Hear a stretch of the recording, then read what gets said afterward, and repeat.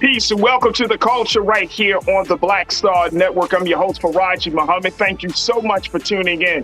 Folks, today we got some conversation just as fire, just fantastic just for you.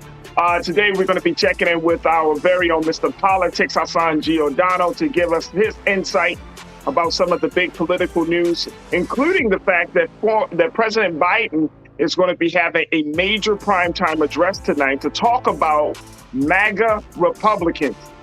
The president has shown that he is tired of the madness. We'll have that conversation. And then also, let's talk about these student loans. Folks are still trying to figure out how to process all of this. Well, we're going to be checking in with financial planner with SoFi Bank, Mr. Brian Walsh, to give us some insight on how this whole larger plan of student loans affects your pocketbooks and your wallet. So we'll have that conversation.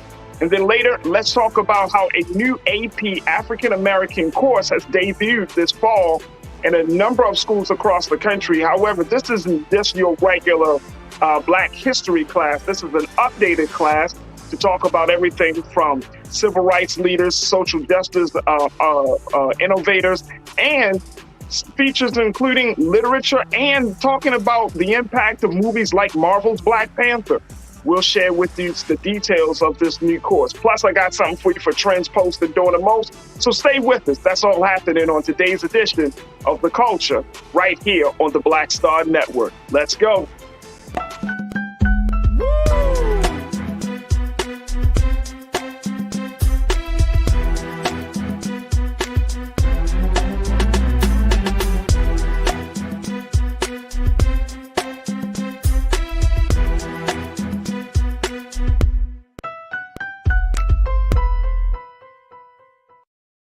All right, folks, welcome to the culture right here on the Black Star Network. I'm your host, Farajii Muhammad. Thank you so much for checking in and being a part of the conversation. So excited. Happy Thursday to everybody that's tuning in today. Big shout out to my online culture crew.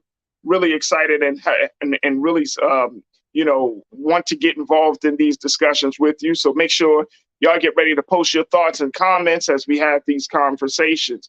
But before we do, make sure y'all support us here at Black Star Network. We're continuing to grow the brand, grow the platform, and we need your support. So go to our website at blackstarnetwork.com, provide your financial support for this Black-owned media, and let's continue to tell our story and plead our own case. Go to check us out at blackstarnetwork.com. All right, folks, it is Thursday, and I'm always excited to check in with my brother, Mr. Hassan, Mr. Politics Giordano, who is the owner of DMV Daily Media Group, to talk to us about some of the big political news that's happening. And of course, no conversation is complete without you. So we'll be certainly getting your comments and your take on all of these discussions. But Hassan, thank you again, brother, for joining us on this Thursday. How are you this afternoon? I'm just right. How you doing? I'm good, bro. I'm good. First and foremost, President Biden is expected to address the nation tonight in a major primetime address. This address is unusual in the fact that it's not talking about an economic plan. It's not talking about any, public health crisis. It's talking about a faction of the opposing party, the GOP, that is considered to be a quote unquote threat to democracy. Here's what the president is warning of: a threat to democracy from MAGA Republican election deniers. And he plans to go prime time with this. Man, oh man, let me just tell y'all something. In the political space, this is a heavyweight address. Let me just share with you a little bit what the president plans to speak on, folks. He's going to, based on the reports, especially from the Washington Post, the president is going to focus on a movement that doesn't recognize free and fair elections and increasingly talks about violence in response to actions they don't like. And this is according to a White House official said in a preview of the speech set to begin at 8 p.m. Former President Donald Trump and his allies have repeatedly claimed the 2020 election was rigged. So we got some key questions to come out of that. You can see those questions right there, folks. I'm asking questions like, what should we expect? How will this add to the division? Or do you think this will quell the division? And how do you think the American people will respond? So I want y'all folks to just post your comments, join us in the conversation right now on YouTube, on Facebook, and give me your thoughts about what do you think is going to happen, or what do you think the president might say in this primetime address? I think it's pretty, bro. I think it's I've never really seen something like this. And I mean, I've watched presidential addresses before, but this seems personal. This seems a very much more targeted. What's your take of that? Yeah, it's nothing but political theatrics. Once again, look, it's dubbed the address tonight is dubbed the soul of the nation, right? So, and they're doing it of all places, Farajii, in Independence Hall in Philadelphia, Pennsylvania, which is Oh, the home of the United States Constitution, where it was written and signed at, right? Like, how right, much more theatrics do you get than that? I mean, here is a president who is using what we call a State of a Nation address, right? Which is typically used by presidents to address the nation for national threats or serious threats to our nation, right? This president, we saw him just a few months ago talk about gun violence, especially after what we saw down in Uvalde, Texas. We saw him last year in 2021 talking about the start of the coronavirus pandemic. So these addresses, these State of the Nation addresses, are typically used by presidents for that purpose and that purpose only. We have never, at least to my knowledge, seen a president take a national address to talk about the opposing party, the right. principles or lack thereof of that party.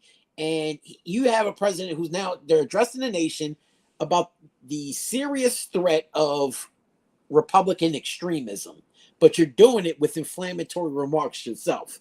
So Right. what does that to me does not solve the problem whatsoever, right? And on top of that, Farajii, we now know that House Minority Leader Kevin McCarthy will also plans to give an address before Biden's address tonight from none other than Scranton, Pennsylvania, which is home of To the President the Biden, president. and Wow.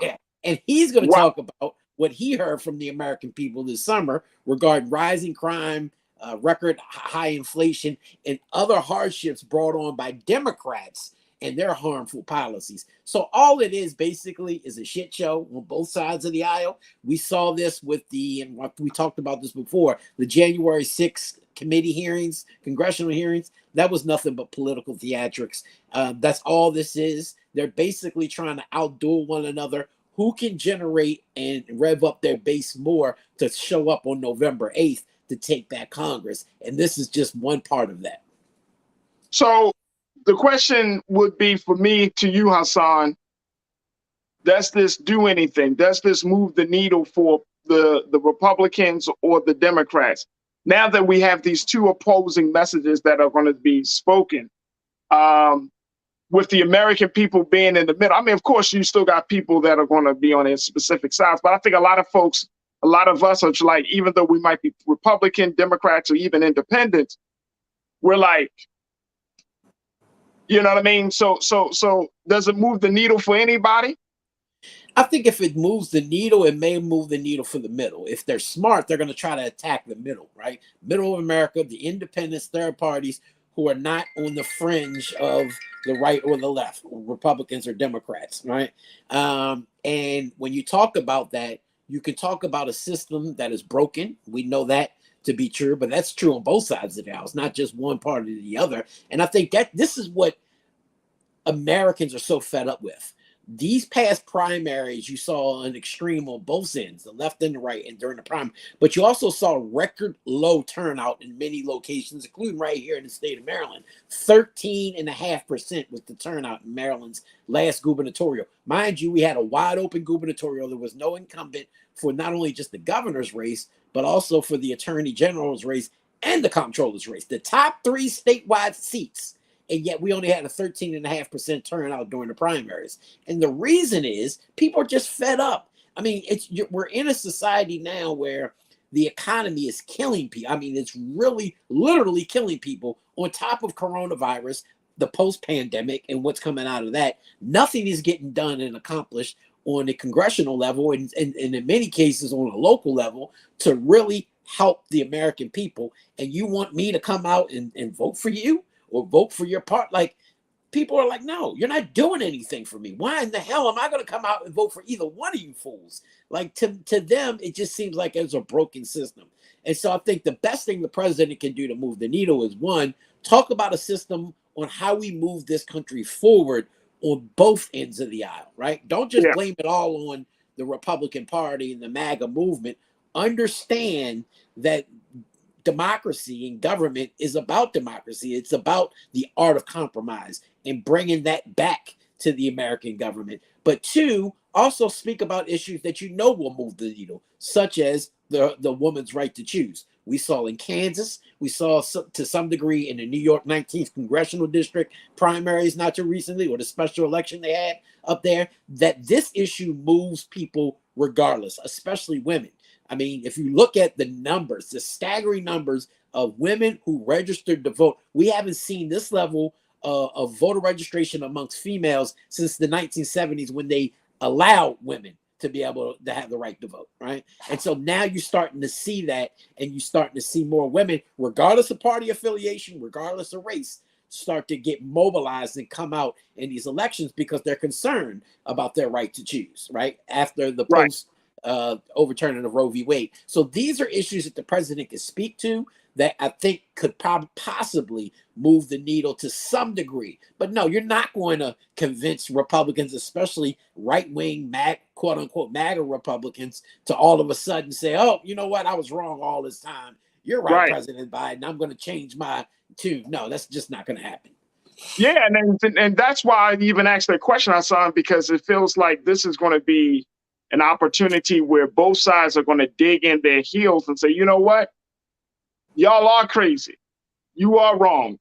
Regardless on which side you're in, you're going to be feeling more emboldened in your position, more so than willing, like you said, willing to compromise. And so I don't know if this is going to work, especially given the fact that the president has already kind of built some momentum. He's gotten some key policies. He was able to get that move that through Congress. He got some momentum around, from the climate issue to even though people have pushed back, but he's moving forward with the student loan situation. He's dealing with the inflation situation a little bit with the latest act. I mean, he's getting some momentum. He's getting some big things done. And it's like, now y'all want to switch up the conversation and go hard on the MAGA Republicans, which we should. But I'm wondering, and King Lee, one of our lawyer watchers, you brought this up, and I'm right there with you, dear brother. You said this. I think President Biden's anticipated address is not the right move at this time. I think it will energize Trump's maniacs. He should wait to see if Trump is charged or not. Timing is everything. Art of War, Sun Tzu. It talks about that wars are won because of timing. The timing of it all, Hassan, seems like, should he wait just a little bit longer as the Trump situation continues to unfold? As Republicans, and based upon what I've been reading, bro, Republicans starting to feel a little defeated right now. They're not quite sure that they're going to take over the House and the Senate come November, right? Because of the quality of the candidates. The timing of this. What's your view of that? Well, I think the timing is based off of, you're seeing it, we're talking about it from an outside perspective, right? But they're looking at polling. They're looking at things that we probably don't have much insight on. Now, as a political insider, there are some things that I know that are going on that will come to fruition in the coming days. And so I can understand why he's doing it now. They're capitalizing off what they know that's about to come forward, not only through the courts, but through Congress, right? But again, we're also almost 2 months out, a little over 2 months from the November 8th general election. Is this the best motivating time to do this? Is one question. The second question would be, what do you get out of this, right? What are you planning to bring? And that's why I'm going to be really interested to hear what the president has to say tonight in terms of solutions, right? People don't want you to come up there and talk and criticize and complain about stuff that we really know already. At least the majority of Americans know the craziness that exists on the right side of the aisle when it comes to the far right MAGA movement. But talk about some things that are solvable solutions or something that we did not know already. Now, I think this White House is trying to distance himself from the Justice Department investigation of the president, and I don't see how you do that. I mean, for the president to initially come out and say they had absolutely no knowledge that they were going to serve this warrant on Margo, like, how do you not know that as the president and the commander in chief, you don't know your Department of Justice is about to serve a warrant on the first sitting president in history? Like, come on, man. Nobody believed. The dog didn't even believe that one, right? So they're trying to distance themselves, but to what degree? So I think at some point they got to stand up and say, you know what? This is our Justice Department doing this. We're going to go to every length that we can to make sure that people, regardless of whether you're a president, you are not above the law. And if you have broken the law, we're going to make sure that you are not only charged, but convicted of doing such.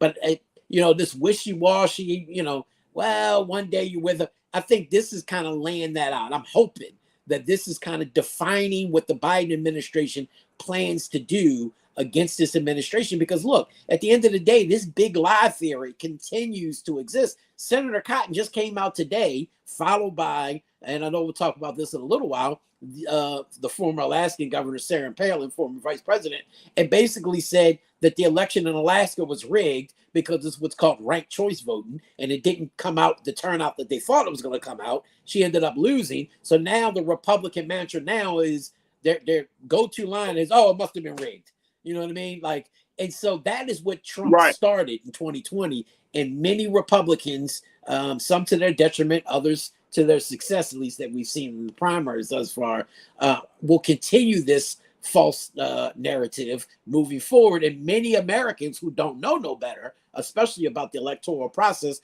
will continue to douse that fire of this big lie. And so I think if the president is going to come out and kind of lay out the process and lay out how this is a false narrative and how we need to move forward, united together as a nation, then it may have some success. But if you're just going to come out and say they're the big bad wolf and we told you so, and that's just not going to work. That may not work. All right, let's get to some more comments as folks have been checking in to talk about this. Folks, we've been discussing with Hassan, Mr. Politics Giordano, the upcoming presidential address tonight, where President Biden is expected to talk about the soul of a nation, as he says that the real threat to democracy are MAGA Republicans. Woo! Woo! All right, let's go to what you got to say, folks. So many of you are checking in to share your thoughts on it. Sophia Gonzalez. Sophia, good to hear from you, sis. You say Biden should have the military on alert, and if they knuck, we buck. Period. Sophia's an old school hip hop head on that one.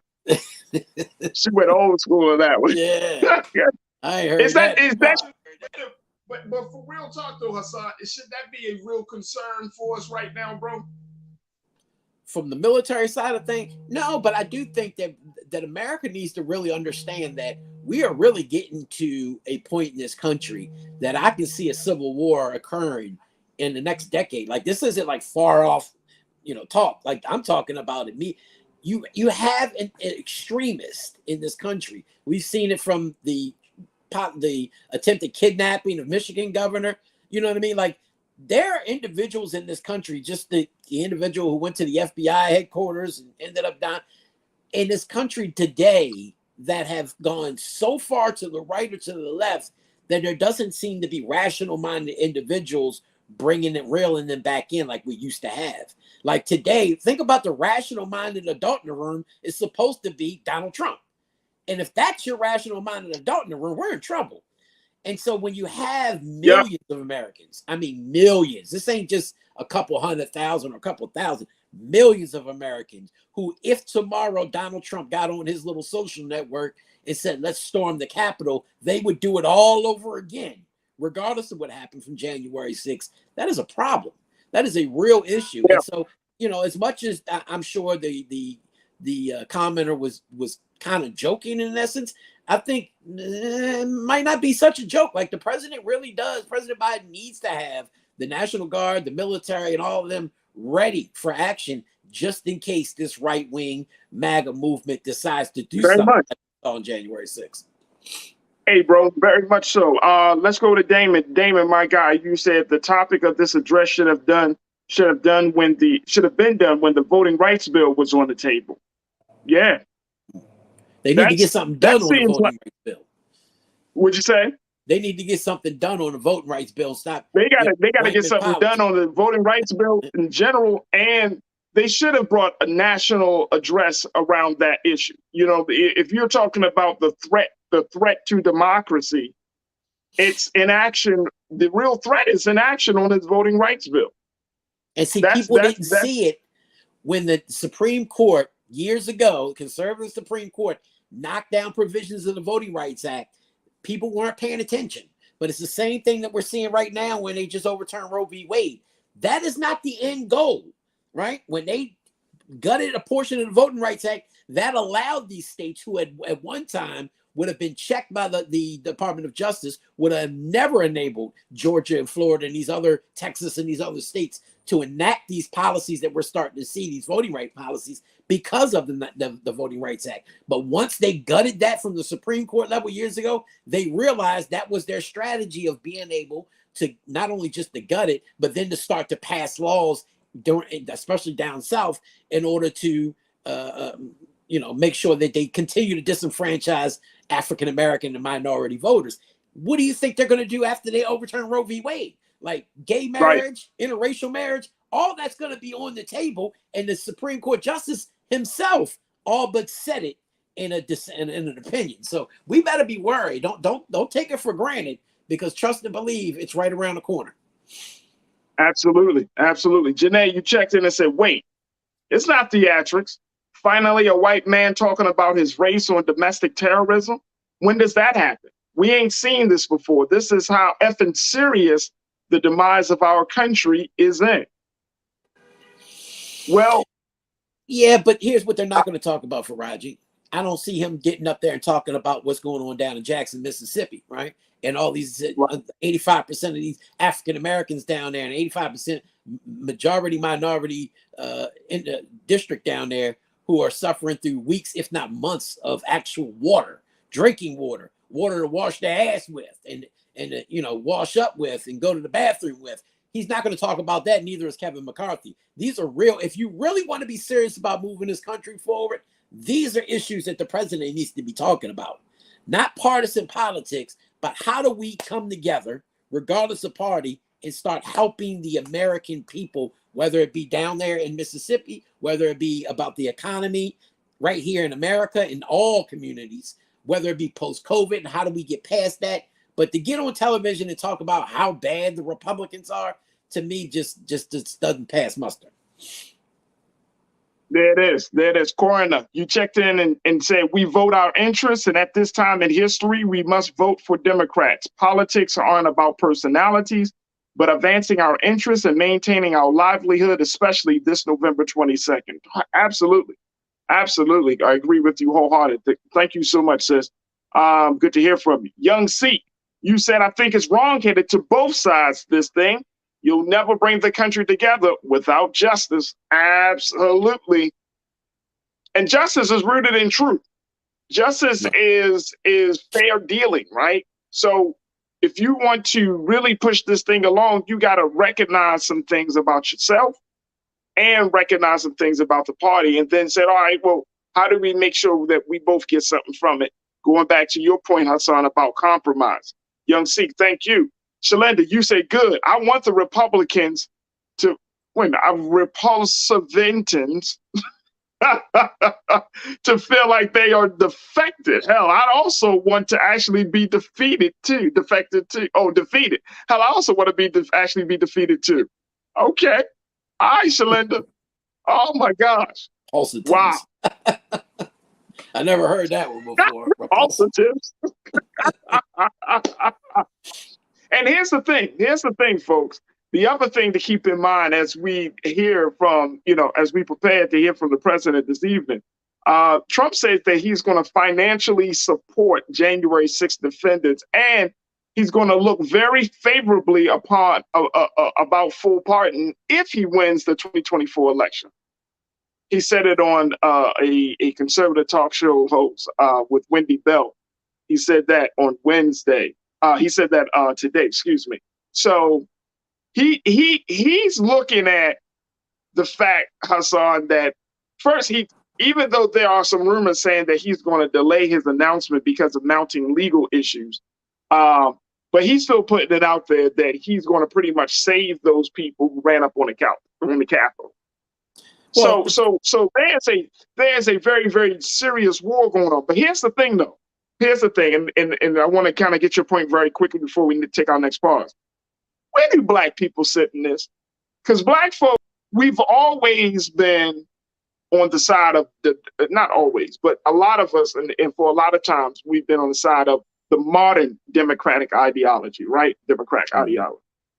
And at this point, when it comes to talking about Trump and his followers, the MAGA movement, and all of those things, black folks aren't a part of that. So where do black folks sit in all of this, do you think, Hassan? Over there with Kanye West. That's about the only black folks you're going to see anywhere around. Oh, we might as well just say Herschel Walker. Right. That's, if you want some sellout blacks, I'm sure you can find a spotted few here and there. But, you got to think about it. Making America great again was never about black people. It was taking us back to a time, and it is about taking us back to a time where black people were endangered species in white people's eyes, that were slaves and, 3/4 of man. Like, we were never whole to them, and we never will be moving forward, regardless of who you are, what position, or how much money you have. And that's what I think our people, no matter how successful they get, don't seem to understand, is individuals like that don't look at you as a human being, right? They look at you as 3/5 of man. They look at you as an indentured servant, right? Because to them, that's what you are. And people don't understand that because they think I'm a part of them. They accept me. No, they don't. They tolerate your ass, but they don't accept you at all, especially as an equal. I'm going to leave that there. I know we got to go to the break, so I'm going to leave that there. Yes, we're going to leave that there. All right, folks, we got to take a quick pause. When we come back, more with Mr. Hassan Giordano, Mr. Politics himself. Let's talk about some of these other issues. Let's talk about the fact that in Alaska, former governor of Alaska, Sarah Palin, has lost the election to an Alaskan native. And what does that mean for the GOP in that part of the country? And then let's talk about Jackson, Mississippi. I know Brother Roland has been discussing it thoroughly, but looking at how this whole situation is played out, is this a true example of failure of leadership on the Republican side? So we'll have that conversation. So stay with us. Those things are coming up next in the next 30 of right here on The Culture on the Black Star Network.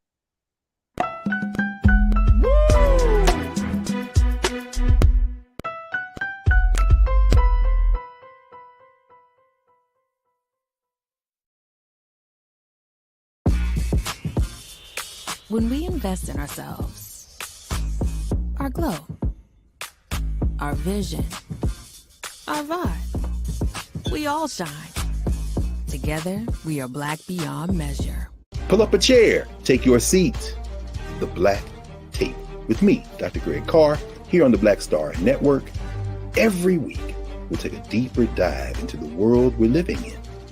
Join the conversation only on the Black Star Network. I'm Deborah Owens, America's Wealth Coach, and my new show, Get Wealthy, focuses on the things that your financial advisor and bank isn't telling you, but you absolutely need to know. So watch Get Wealthy on the Black Star Network. Can you believe the nerve of these Republicans? They only want to block progress for our community. They talk about cutting Medicare and Social Security. They played politics with veterans' health care. They voted against the George Floyd Justice and Policing Act and funding for our HBCUs, and against lowering prescription drug costs for our seniors. These Republicans keep trying hard to stand in the way, but President Biden, Vice President Harris, and Democrats won't let them. They are delivering for us. The Democratic National Committee is responsible for the content of this advertising. When you talk about blackness and what happens in black culture, we're about covering these things that matter to us, speaking to our issues and concerns. This is a genuine people-powered movement. There's a lot of stuff that we're not getting. You get it, and you spread the word. We wish to plead our own cause. Too long have others spoken for us. We cannot tell our own story if we can't pay for it. This is about covering us. Invest in black-owned media. Your dollars matter. We don't have to keep asking them to cover our stuff. So please support us in what we do, folks. We want to hit 2,000 people, $50 this month, raise $100,000. We're behind 100,000, so we want to hit that. Y'all money makes this possible. Checks and money orders go to P.O. Box 57196, Washington, D.C. 20037-0196. The Cash App is $RM Unfiltered. PayPal is R Martin Unfiltered. Venmo is RM Unfiltered. Zelle is Roland at RolandSMartin.com.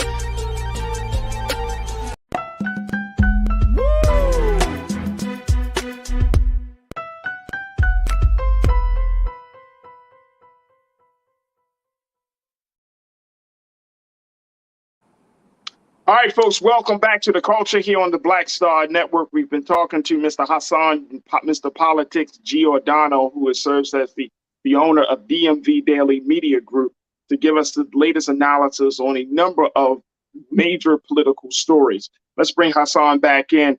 Hassan, let's talk about Alaska, your favorite state in the union. Sarah Palin, who is the former governor, former VP, VP nominee when John McCain was, the late John McCain was running for office back in 2008. She lost. She lost to Mary Peltola, who is a Democrat, and Mary Peltola is the first Alaskan Native American to win a seat in Congress. So that is historic in and of itself. But she lost. Now, Sarah Palin was supported by President Trump. I'm not surprised. None of us should be surprised by that. She was supported, but it just speaks in volumes about where the sentiment for her and her brand of politics is. Some people say that this is an end for her political comeback. What's your take on that, Hassan? Yeah, I think it was the end before she even put her name in the hat on this one. Look, it was the end before it started. Okay. Yeah, already done. First of all, Mary Peltola not just being, the first Alaskan native to serve in Congress, but the first female to hold this seat. Right? Alaska has one congressional seat as opposed to other states who have typically more than just one. And you got to figure Don Young held that for the past 50 years. I mean, a half a century, this man held the same position before he passed, God rest his soul, back in March. And so they're running in a special election that we just saw happen. And then to some, it may be a little confusing because now they're only holding the seat until his term ends in January, but they're also running in November for the seat for the next 2 years in the actual election, midterm election. And I think, Mary Peltola in many aspects will probably end up winning that. I think, I'm of the impression that it wasn't just about, because a lot of people are comparing this to kind of a bellwether state on, whether Democrats are going to have a strong midterm. And I think David Axelrod, the former strategist for former President Barack Obama, said it best. You can't, mitigating factors should actually really temper the impulse that people will have on this, because a Democrat knocked off Sarah Palin, a Republican, for what is known as a Republican seat. Alaska, for all intents and purposes, is a more conservative state, but they have an independent street. But they also have what's called ranked choice voting, Farajii, and they just implemented this process of voting. Most people go off of a different style, kind of what they call first past the post type of thing. So it's basically plurality vote. You can get 31% of the vote, but as long as you get one more than your challenger, you win. That's the plurality vote. In ranked choice voting, it's a little different. because you may be running head up or with multiple individuals, like this race was 3 individuals, but you have to get at least 50%. If you don't get 50%, then the last place individual would have to drop off, and then the people who vote don't just vote for that one person, their choice. They'll vote for the person they like the best. Then they'll write number 2, who they like the second best, number 3, who they like the third best, so on and so on and so forth. And so then once that last person gets dropped off, then the second place and the third place voters get added to that, the people who are still there. What that does for Farajii, though, is make them not run to the extreme, to the right or to the left, which we see in most primaries, we talked about before. Most primary elections are, you see these flamboyant right-wing or left-wing people winning because they run to the extremes of their parties, and they're the ones who usually win. In ranked choice, you have to build consensus, and you have to really be able to, as we talked about, have that compromise, so that way if you're more right-wing, then you can build a consensus with those who are more moderate and or more liberal, so that way you're their second and third choice vote, right? It's a whole different process. It's more like a general election than anything. And that's why I think Mary Patola is going to be so successful in November, because she's already built that consensus across the board moving forward. And that's basically what a general election you see out of a general election. It's not just your party anymore. Now you got the opposing party voting for you, and the candidates, and independents and third parties. And so, Sarah Palin, look, for all intents and purposes, she was a failed, miserable governor. She left midterm during her governor's race in order to be this right-wing talk show host, right? That failed as well. And so many Alaskans felt like she abandoned them long ago, and she really wasn't a true Alaskan. They felt like she was a carpetbagger in her own state. So, I think Mary was just, the catalyst to help push her out. But like I said earlier in the program, now she's following the words of Senator Tim Cotton and trying to act like, because ranked choice voting is a different process, that all of a sudden it was rigged, and God forbid they actually ended up losing. Now all of a sudden it must be the big lie all over again. So, this is interesting because Sarah Palin has been around for the past 10 years. We've seen her kind of going through all of these things, like you said, some of her ups and downs. But, I find her to be like the prototype of new Republican woman. That and Mike V, you pointed this out, and I think I have to say I agree with you, Mike. You said Sarah will still have a place within the RNC.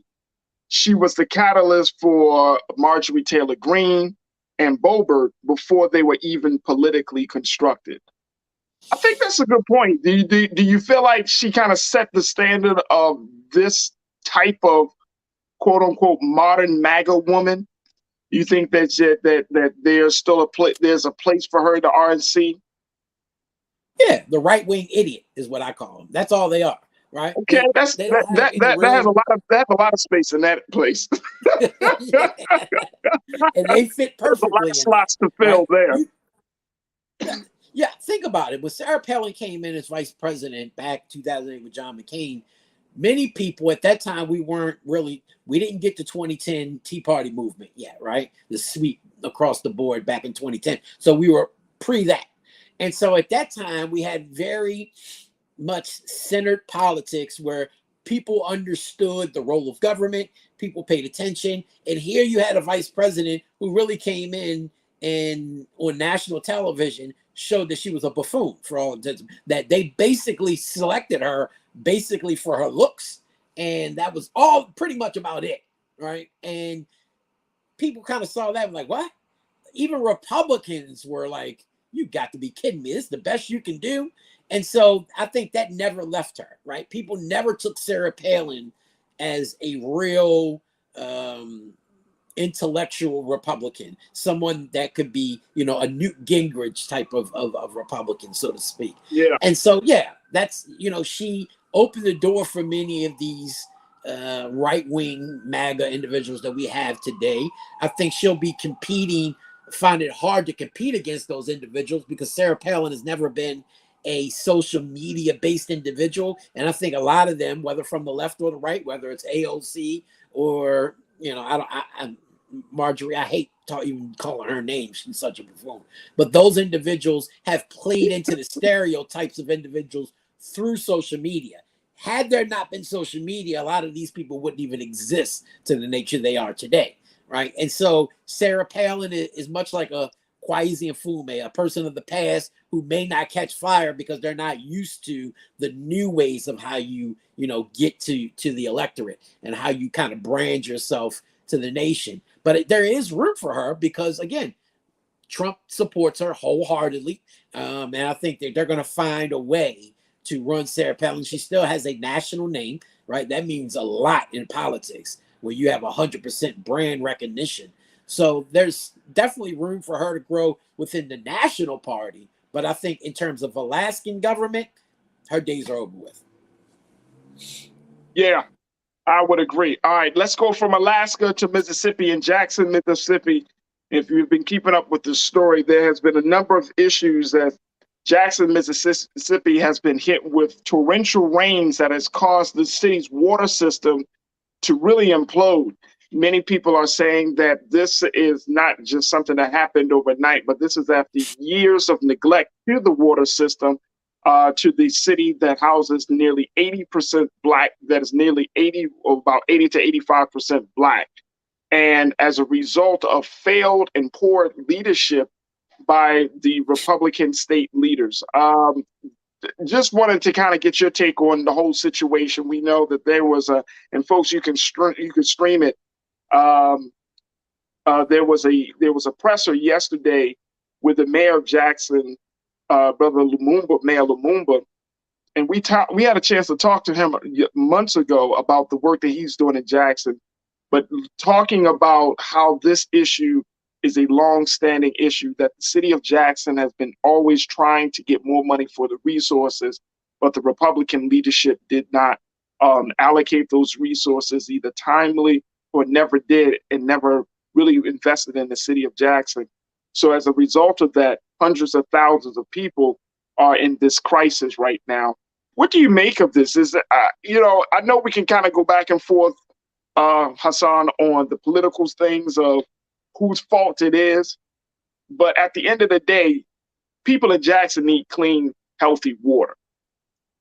And that was my main concern when I talked about the president, addressing issues like this tonight, as well as, the House Minority Leader McCarthy, because this is real life issues, right? These are issues that hundreds of thousands of citizens, regardless of race, regardless of economics or anything else, have to deal with. This is, can you imagine for weeks, if not months, having to come home, even being at work, not being able to have water to wash with, water to flush the toilets. These kids had to be bused from school to school because they didn't have water at their school to be able to drink or to go to the bathroom with. We're talking about toddlers who can't just hold their stuff. You know what I mean? Like, they're ready to go to the bathroom, and you got to put them on a bus and take them to another school in a surrounding jurisdiction just to have the basic necessities. Now, look, the mayor of this city, Lumumba, he came in with this radical agenda,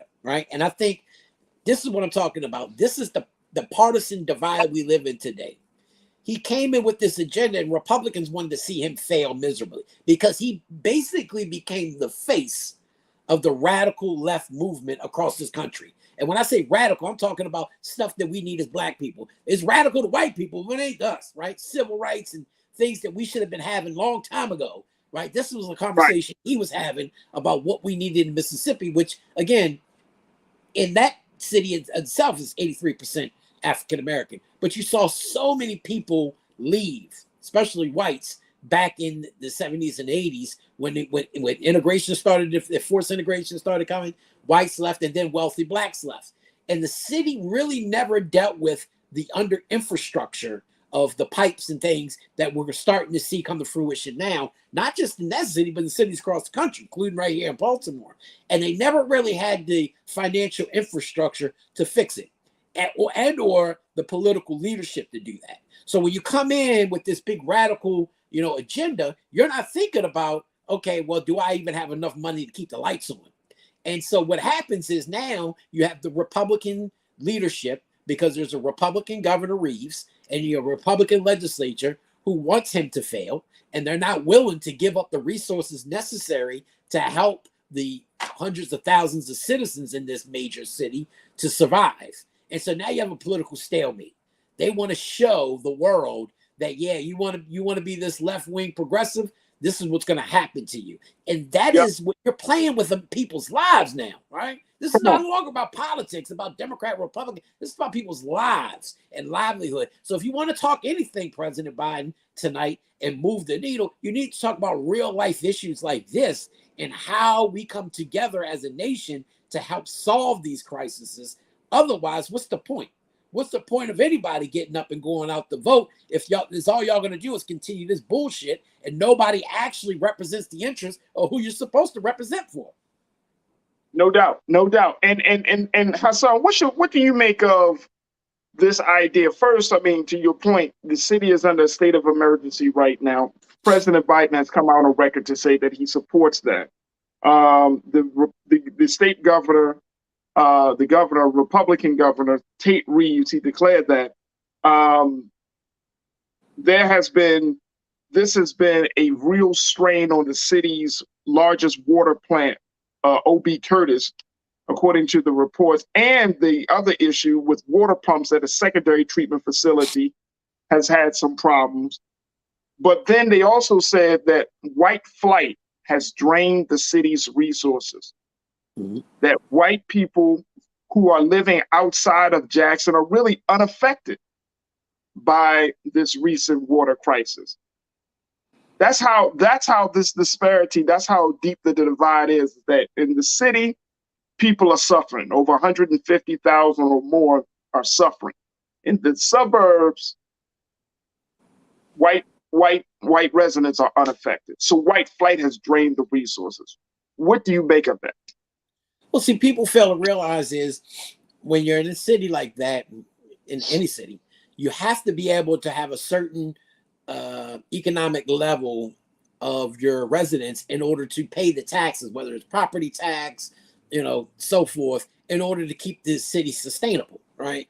And so when white flight happened, that we just talked about earlier, about leaving the city based off of forced integration and so forth, that city in and of itself, I think about 25%, a quarter of its population lives below the national median level, right? And so that means basically, essentially, a quarter of their population is broke, living in poverty, all right? So 3/4 of the population then has to kind of pick up for that in terms of their taxes and so forth. So they just didn't have the means to be able to pay for an infrastructure because when you're talking about pipes and things of that sort, it gets very costly because you got to dig underground to deal with a lot of these pipes and refurbish and or renew a lot of this stuff. And so what happened was, before the flooding that we saw recently, back in December, we saw the freezing of a lot of these pipes, which again ended up dealing with the waterways. And back in December, we saw thousands, if not hundreds of thousands, without water for weeks turned into months. And then finally you get out of that, and now you see the flooding, and then it's all over again, right? So this is a recurring problem. And the governor, instead of declaring a state of emergency and really putting resources behind it, because he knows that his constituents outside of the city could care less, because they don't want to shoulder the financial burden of being able to help these people in the city, because they don't have to deal with it. And President Biden should have been stepped in and dealt with this. To talk about, oh yeah, we're going to finally give you some state of emergency funds. Well, the problem with that is that dries up after the state of emergency is over with. So once you put it in, you have to really physically rebuild this city, right? And be able to have a sustainable revenue system moving forward. Otherwise, it's just patchwork. And that's the problem. Until this state, not just the city, but this state comes together and says, this is what we need to put in place to help Jackson, Mississippi moving forward, then none of this stuff is going to work. It's just going to be patchwork moving forward. But you're going to have to be able to sit down at the table together, Republican and Democrat alike, to be able to solve this issue, regardless if you live in Jackson, Mississippi, or you live on the outskirts of Jackson, Mississippi, to make sure that the people of Jackson, Mississippi actually have running water and the necessities of life. We're not asking anybody to build mansions for them. We're just talking about the necessities of having the Right. necessities of moving forward in life. And But the crazy part that about it conversation has to happen. but here's the, absolutely. And let me tell you, the crazy part about it is that this is not the first time that Jackson has had a water issue, right? Last year, the Brookings Institute, which is the nonprofit organization research group, they wrote in March of last year, after Jackson faced another water shortage, that the infrastructure is often poorly maintained or intentionally overlooked in particular places, leading to a lack of access, affordability, and safety for many communities of color. This stuff has been happening for so long that there are more than enough signs, Hassan, that this needed to be addressed. And let me just share with Sophia. I think this is you. Oh, I'm sorry, McCole. You put it out there, but let's put McCole's comment out there. McCole, you said, "Look, I hope that people do not try to blame the water crisis in Jackson on the current mayor Lumumba. Sounds like this has been a decades-long issue." That's the thing, because politics will make you seem like it's under this one administration, the current administration, but this thing has been happening for years. And so how do we make sure that people see the full, the big picture of this conversation? The big picture is Black people have been neglected in Jackson for many, many years. The infrastructure is old and decrepit and no longer can sustain itself, and it needs to be restored. How do we make sure that those messages get out there, and instead of making it just a political football or even to make it just a race issue, that this is poor leadership from the state level all the way down to the people who are to the stakeholders and those who gain from Jackson, Mississippi. How do we keep the conversation there, Hassan? Because you have to have responsible politics. Look, I won't lay the full blame on the mayor, right? But part of the blame does have to be on him, because he came in 2017 understanding that this was an issue. Again, this didn't happen overnight. Yeah. So coming in with that understanding, you have to look at the progressive policies that you really want to implement may have to be put on the back burner, because right now we have to deal with this real life crisis, this infrastructure. And it sounds like, and I don't know this to be exact, that they just did patchwork along the way, and it's finally it's always, yeah. You know what I mean? And at some point, like in Baltimore, we had the same issue with infrastructure. You have to just say, you know what, enough kicking the cans down the road. We're going to have a plan.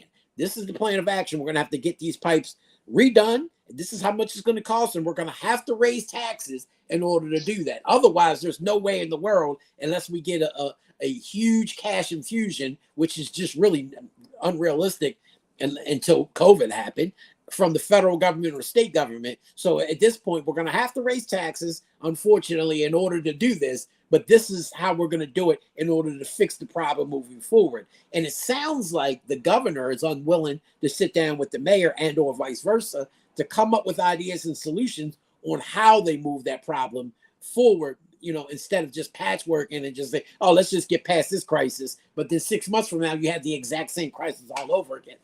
You got to put your big boy pants on. Adults need to come to the table and actually come up with solutions, regardless of how painful those solutions may be, but get it done. Right. And this speaks volumes, Hassan, about the big issue of infrastructure in this country. I know that when we were talking about the Build America Back Again, that plan, which focused on infrastructure, this should have been a part of this conversation. You know what I mean? Like when we see this level of neglect, where people feel like a storm, a natural happening, can just completely add stress to a system. Look at the images, folks. Take a look at this video. I mean, a storm. In Mississippi, Alabama, Florida, New Orleans, Louisiana, these are places that are not immune to big storms, hurricanes, tornadoes, those things, right? And then now this happened. This is like Katrina all over again, bro. I was just about to say, it It's looks going to just like force black images of people to Katrina. leave. Mhm. Say it again. I was just about to say, it looks like images of Katrina all over again, where George W. Bush was, Right, ignoring the problem because right, guess what? The people that are living in those right. towns don't look like them. I mean, I just, you know, and I don't like the finger pointing. The fact is that black folks are suffering, man. Black folks are suffering. And as a result of this, I bet you, let's give it 3 to 5 years or so, and you've seen this happen in time and time again. A natural disaster comes, something that we have no control over. It hits one of our cities, predominantly black area. We saw it in New Orleans after Katrina, and boom, that city never came back to being a predominantly black city ever again. You know, and it's just sad, bro. It's really, really sad. And like you said, I mean, you at this point, the real issue is how you gonna fix this shit, right? Like we could go back and forth and be like, oh, who's responsible? Somebody needs to fix this. Mm-hmm. Somebody needs to fix this, man. Quick. Mm-hmm. Because guess what? It may rain again. Oh, it's going to. You can best believe that. So if it rains, so once it rains again, then what? Mm-hmm. You know what I'm saying? Like so we playing, and to your point, bro, and I'm with you wholeheartedly right there, Hassan. So much of this political, partisan, bickering, trying to do all this posturing that people do. At the end of the day, this is people's lives, man. This is real life. People are hoping, like we get on this space, and I'm and I try to be very, very conscious of how we have conversations, political conversations, because, if you go too hard in one, like this is people's lives, man. This is not just headlines. This is not just some sort of personalities. This is people's lives. When political leadership make good decisions, people benefit from it. When political leadership make dumb decisions, bad decisions, the people feel the consequences of it. And guess what? It affects their life. Not just their pocketbooks, not just the data on who voted for who. It affects them in a very fundamental way. You got the last word, bro. Absolutely. Well, my solution is this, Farajii, is if natural disasters and issues like this happen, start putting the onus on those in charge. If Governor Reeves acts like it's no big deal, they make you go down there and live in Jackson, Mississippi without water and all that. And I guarantee when you start forcing them to have to live in squander and have to live with these things, I bet you things get fixed immediately. Look, we're here in Baltimore, Maryland. We still don't got AC and heating in the schools. So they got to close schools every day because of the heat, half a day, because they had the money, but guess what? They just never fixed the infrastructure on putting AC in. So across the country, we see our kids wrapped in blankets and coats during the wintertime and sweating uncontrollably during the summertime, closing schools because you had billions of dollars and yet you chose not to fix the problem that exists that deals specifically with our children, right? So my solution is, right, until that gets done, freeze the salaries of the school CEO and all the top brass until it gets fixed. And I guarantee it'll get fixed tomorrow. There it is. There it is. Hassan, Mr. Politics Giordano, who is the owner, founder of DMV Daily Media Group.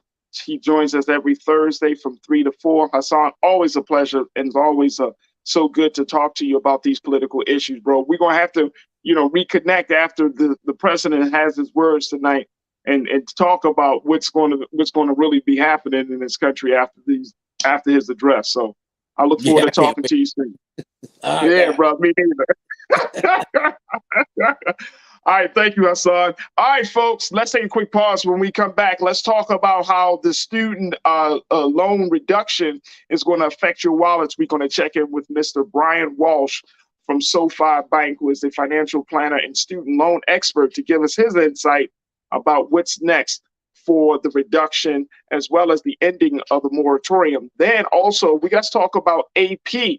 how the associate press, advanced placement, a new AP class, a new course on African American history debuts this fall, and we'll give you some details about it. And I just wanted to get your take on what you think of the class and how do you think it's going to impact Black and white students in schools.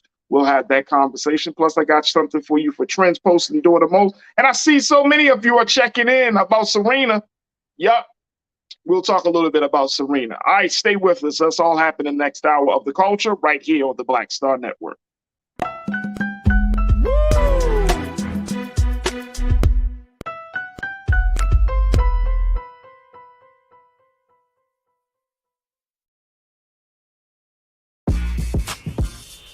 When we invest in ourselves, our glow, our vision, our vibe, we all shine.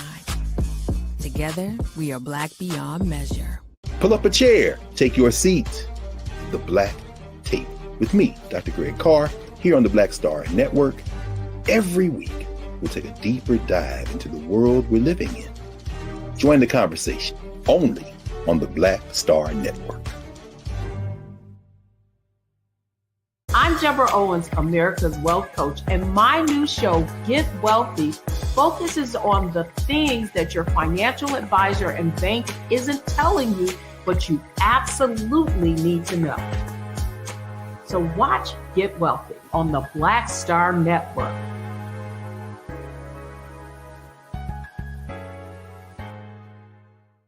Hi, I'm Dr. Jackie Hood Martin, and I have a question for you. Ever feel as if your life is teetering and the weight and pressure of the world is consistently on your shoulders? Well, let me tell you, living a balanced life isn't easy. Join me each Tuesday on Black Star Network for a Balanced Life with Dr. Jackie. We'll laugh together, cry together, pull ourselves together, and cheer each other on. So join me for new shows each Tuesday on Black Star Network, A Balanced Life with Dr. Jackie.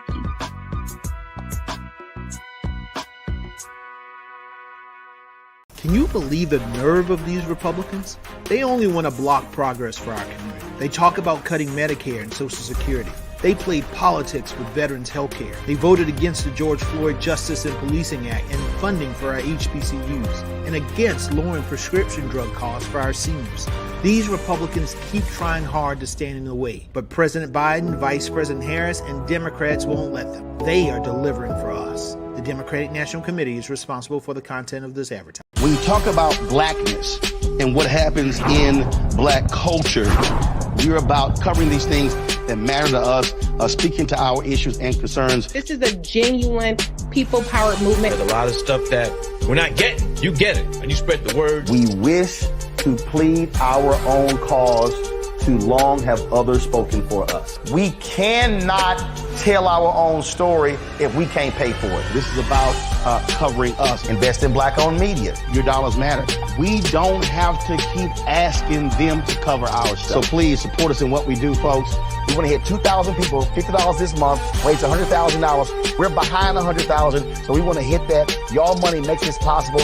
Check some money orders. Go to P.O. Box 57196, Washington, D.C. 20037-0196. The Cash App is $RM Unfiltered. PayPal is R Martin Unfiltered. Venmo is RM Unfiltered. Zelle is Roland at RolandSMartin.com.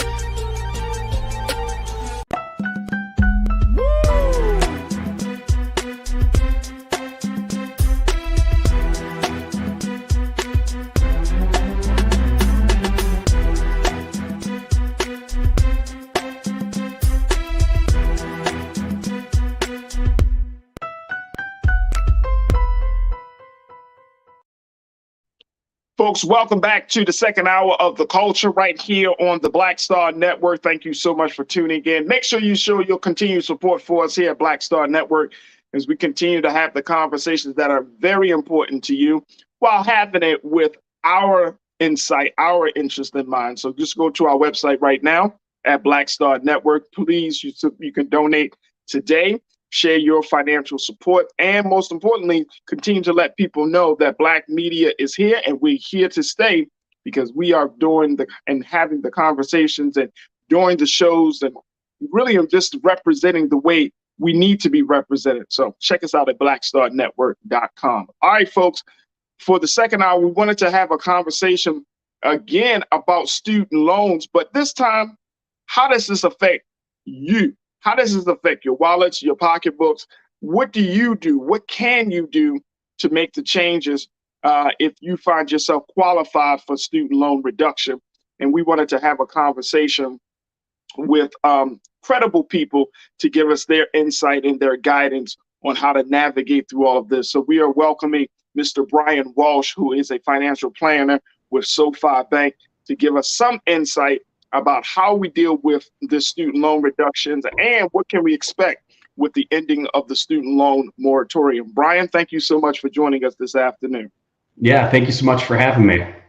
Absolutely, absolutely. First and foremost, Brian, you working in the financial sector, I've heard and I've been reading that some people say that this reduction, this call for a student loan forgiveness, will add to inflation, that it will add to the current crisis, financial space and crisis that we find ourselves in. How true is that? Yeah, so I think it's interesting, right? Because on one hand, in the beginning of the year, starting in January, the moratorium on student loan payments is going to end. So all the people who've had federal student loans haven't been making those payments. Those payments are going to start back up. I guess in theory, that would offset any sort of inflationary impact of forgiving student loans. And then another important part of the announcement last week was there's some major improvements to income-driven repayment options. So I think it's tough to predict inflation. My thing is, I'm just grateful that we have clarity for federal student loan borrowers, because there's been a lot of people who have been waiting to have that clarity so that way they could make decisions on what to do with their student loans for a couple of years now, if not longer. So as a planner, that's probably more important to me than, okay, does it increase inflation a little bit? Does it decrease inflation? How does that all work? Yeah. And so, because people are already trying to figure out how to cover the other costs, from everything from gas to food prices going up. Now you have this. The president has said in his plan that this is really a few things. One is that it's based upon your income. Two, that you can qualify from 10,000 to possibly 20,000 for loan forgiveness. And so, when I look at how the financial system in this country is set up, Brian, I'm wondering, we're seeing the political revolution is happening. When do you foresee, or do you foresee, a financial revolution happening when people are saying, you know what, enough is enough? We need to really look at the cost of tuition in this country. We need to look at the credit system and how, the issues of inequality, how that speaks to it. Do you foresee that happening, or do you see that on the horizon? Yeah, I think from a wholesale perspective, I think it may be a ways off, unfortunately. But I can tell you from firsthand experience, conversations that I have with families kind of one-on-one, thinking through the college decision-making process, are much different than what happened, let's say 5, 7, 10 years ago. I think a lot more families are looking at this a little bit deeper and saying, okay, here's the financial aid I can get to go to different schools. Here's the cost of attendance. Here's the average time it takes to graduate. And then here's the average earnings for the major I'm looking at. And then they use that to figure out and say, okay, how much is that earning potential going to be compared to the student loan debt that I take on, or my son or daughter is going to take on? And I think that movement and that shift in people's mindsets is, I guess, very motivating to me, because I think that's the right way for people to look at it. And hopefully that kind of filters into the rest of the broader system. But for now, I do see a lot more people making those decisions on their own, so they don't have student loan debt that they can't pay back compared to their earning potential. Yeah. So talk to us also about, as a part of this conversation, is talking about the great inequality that student loan debt has had on Black students versus white students. As a financial planner, are there some recommendations that you could offer to discuss how to bridge those gaps, especially for Black families whose sons, daughters, nieces, or nephews, or even grandsons and granddaughters might be first generation college goers, college graduates, How do you how does the financial planner of yourself start to say, okay, let's start to bridge that gap? Yeah, I think, a couple thoughts come to mind. I mean, number one, like you just look at the data and you look at just like average student loan debt, breaking it down, and the average student loan debt held by a Black student is about 10% greater than the average student loan debt held by a white student when they graduate school. So it's certainly an issue. I think the couple things that I look at moving forward that ties to the announcement last week, which I'm a big fan of, these two pieces, is number one, you hit on it, the $10,000, up to $10,000 of forgiveness, or up to $20,000 of forgiveness if you receive the Pell Grant. I think to me, that's very, very important in tying that to the Pell Grant, because if you look at what happened to the Pell Grant over time, years ago, the Pell Grant covered a higher percentage of college education. Right. Since that time, costs have increased by a ton. Pell Grant hasn't increased so much. So the fact that if you could take advantage of that, then that's an opportunity there. The other piece announced last week is related to the improvements to income-driven repayment, which essentially it looks at it and it says, okay, we're going to cap it towards a percentage of your income. And what that's going to do is that cap got lowered. So now it's 5% for undergrad, 10% for graduate school. And then the amount of income that they're basing on, that got raised. So I think that right there is going to do a great amount of work, quite frankly, to making student loan payments more affordable across the board when you combine those two things, and hopefully address some issues that we're seeing that are more systemic.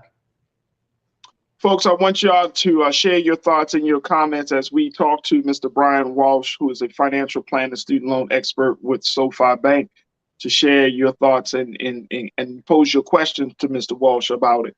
Make sure that y'all do so on our YouTube and our Facebook pages, and let's continue to have this conversation. So Brian, when we look at all of these like mitigating factors around this issue, first, what is the best attitude for us to take? Because some people might see this. I mean, it is a good first step, but some people still may not be able to truly celebrate because of all of these other mitigating factors. What's the best attitude first? And I know some people might be like, well, why talk attitude? Why don't you just talk about the money? Because, and correct me if I'm wrong, Brian, based upon what I've read and understand about our relationship with money in this country, it starts with values and attitude and what you've been taught when you were a child, how you saw your family handle money, all of those things that created your context of money. Am I wrong in thinking that? No, you're not. And it's funny because that's actually, I don't know, probably one of my favorite topics, the idea that everyone has their unique money personality. And it's formed all the way back to your childhood. And an example of that is like growing up, the only time I ever heard money talked about in my family was when there was like arguments and people were mad. So my natural tendency, so that's how you associate money with anger. Yeah, I try. Well, so I try not to, but so I have a money avoidance personality, which is ironic for a financial planner, where it's kind of like, okay, generally speaking, I want to avoid money. I don't like thinking about it. I don't like looking at my statements. I don't like any of that because it's kind of ingrained in me. Well, that's a problem if you just don't look at your statements, you don't pay your bills, you don't plan for the future, things like that. So I think part of it is understanding your natural relationship with money and then figure out a system to trick yourself around it. So like for me, I have to set everything on auto pay.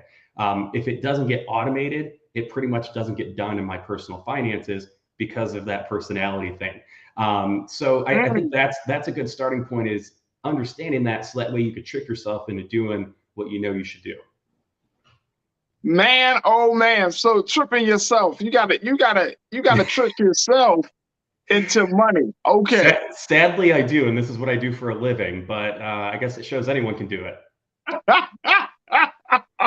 Money avoidance. Okay, so you're talking about creating a system where money, your bills are still getting paid, and I know about the auto pay system. I got some bills that are on an auto pay system.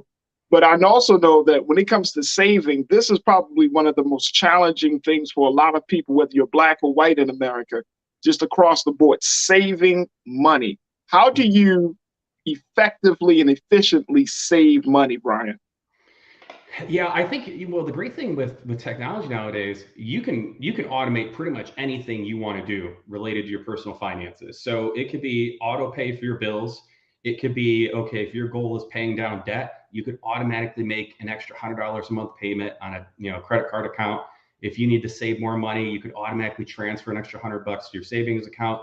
You name it. So that's typically what we focus on is like, hey, what's the next most important thing I can do with my money? And then how do we automate that? Because not just money avoiders like me, if you have to actually take an action to do it, the chances of it happening are significantly lower than if it just happens automatically without you even thinking about it. So I think Wow. it's focused on that. Wow. It's a real psychology behind it. Yeah, I mean, honestly, the numbers behind like personal finances and a lot of what I do for a living, that's the easy part. Like the human psychology on saying, okay, how do I delay gratification or pass up something I really want to do or I really need to do in order to do something else? That's the hard part is trying to kind of play those games and setting up that system. Yeah, yeah. And I know we got a few moments left, but talk to us like when you're trying to juggle so many different debts. Mhm. And going back to the student loan conversation, and I've been reading that, some of the accounts of a number of people who have $50,000, $60,000 or even more in debt, and how they decided to clamp down on their spending, how they decided to, become more disciplined when it comes to their income. And I often ask myself, like, man, can everybody do this? Is that what's required? Can it just simply be say, look, man, you communicate with the bank. Hey, I know I have this debt. Automatically take it out. I'm just wondering, like, how did we get into a place where it's not like it has to change your life for 4 or 5 years, and it could just become a natural flow? Yeah, so I think a lot of it depends on like what debt we're talking about and like how big of a challenge it is. I think Yeah. number one is with this student loan announcement, what we're talking to people about is okay, like let's figure out to take advantage of what we can with this announcement. If you are going to be eligible for forgiveness, let's make sure we have our paperwork together. We know whether or not we got the Pell Grant. And when that form gets released in a few weeks, like let's fill out that form. And then if there's still student loans left after that, depending on the income range, there's going to be a good amount of people that should be worth exploring the new income driven repayment option because that could limit the student loan payments and free up room for other things in the budget. Whereas other people might, want to look at refinancing the rest of their student loans. I know like I ended up, I think I had like 50 or 60,000 in student loan debt when I was done. My wife had the same. And we went the refinancing route because it was a way for us to lower our interest rate, which meant more money was going towards paying down the principal and less towards interest. So I think it's figuring out which route you want to go, whether it's minimizing those payments or if you want to just try to get out from under that debt as quickly as possible. Right, right. All right, so let me take a couple of questions from our watchers, our online culture crew, as we talk to Mr. Brian Walsh, a financial planner with SoFi Bank. Brian, Miss Respect 90 had a question for you. She said, does Brian have any advice for parents with children headed to college in a few years? That's a great question. How do you prepare for that big jump? I don't have that problem right now. My son is 9 and my daughter's 3. So I'm not, I don't have, we're going to be doing a college program that we're going to do. We have talked about saving for college for my 3-year-old and 9-year-old. So that's one thing, but give us some insight around that, Brian. Yeah, I have a 3 and a 5-year-old, so I'm a ways off too. I think for college, what we do is we want to start by focusing on a few different things. Number one, I think college selection is extremely important. And I think it's taking the time to look at the different options from an education perspective, and then considering the financial aid package combined with the prices that are listed online. A lot of times parents rule out schools based on the sticker price. Like you see $40,000 a year online. Well, each school is going to have a different percentage of need-based aid that gets met on average. So it may not be 40, it might be 10, it might be 20. So really looking at what the actual price would be paid. And then I think combine that with what the major is going to be and what the earning potential of that major is going to be. Some majors, it matters to go to a more expensive, I guess a higher prestige school, all that fun stuff. Other majors, it quite frankly doesn't matter. It's just, okay, it's going to cost more money compared to the income. So it's selecting it that way. Yeah. And I think the other piece is bringing the student involved with it, because kids don't learn about money these days. For the most part, through the education system. Teaching them about finances through the college experience is a powerful lesson on how do you pick a school out, what do loans actually do, how do we budget money, and these lessons are going to carry with them for the rest of their lives. So I think that's a tremendous opportunity. Now I might be answering my own question, but when you're talking about making those college choices, how much should money play into that decision? If your child wants to go to a certain college or they want to pursue a certain degree, should we have to say, well, look, mommy and daddy, uncle and auntie, grandpa, grandma, we just don't got the money for you to do that. You know what I mean? Like, should we? Because I know people have made decisions like that based upon money, and that adds to it. I would think that would add to a person's view of money, where they feel like money has held me back. Subconsciously speaking, there's like, you know what? Money has always been an issue because I haven't been able to do what I wanted to do. Yeah, I think that's it. I mean, honestly, that's where the financial planner part of me and the dad part of me are at like a tug of war, quite frankly. Okay. The financial planner side of me says it needs to be a financial decision, because someone is going to pay for that degree. Whether it's, let's say it's me as a parent dipping into my retirement savings, working longer, living on less, or having issues down the road, or it's the student taking on this student loan debt that they might be in a really tough position to pay back based on their major and their earning potential. Someone's going to pay for it. The dad part of me is like, hey, that's a tough situation to see. Your kid wants to do it, and telling them no. But I do think it is important to think about those ramifications, knowing that someone, one way or another, is going to pay for it. So it really should be pretty influenced by the financial side of things. Absolutely. Absolutely. We got another comment. You don't like my music. You checked it and said high school only qualifies you for poverty nowadays. If we create financial disincentives to higher education, we aren't a meritocracy. I would disagree on that. The last part of that. I think America is a very meritocratic place. Like we reward merit. And I mean, to a big degree, but I love the point that you're making. You don't like my music. That just to say, okay, having a high school degree is not enough. Having a high school degree seems akin to now, Brian, saying that you graduated from kindergarten or something. It's it's not even a consideration. We assume that all adults, and it may not be true, but there's this natural assumption that if you're an adult, you've completed high school. Yeah, and I think it's kind of one of those things where looking at the data. I mean, no matter what you look at, there is a significant difference in earning potential based on level of education, going from some high school to high school to some college to undergrad, all the way on to graduate degrees. So there's certainly earning differences between different levels of education. At the same time, though, I have seen much more conversations recently, especially with a lot of the labor shortages that are being faced in light of the pandemic, related to different career paths that might not be the traditional four-year educational institution. And I think that's something that may be coming back more and more, as opposed to where it was a few years ago. And ironically, it's something my friends and I debate when we're sitting there hanging out with young kids, whether or not we want our kids to go to college. Do we or don't we? So it's a tough challenge. And Brian, I'm so happy that you brought that up, because especially in the Black community, not going to college is almost and I think we might culturally be getting into a better space with it, right? But if for a Black child to say, hey, I don't want to go to college, you're like, your parents are looking at you real strange. Like, you're not going to college. What you plan to do? Yeah. So, I had that conversation with my mom before I went to college. She was not happy. She didn't go to college, but she made damn sure I was going to college.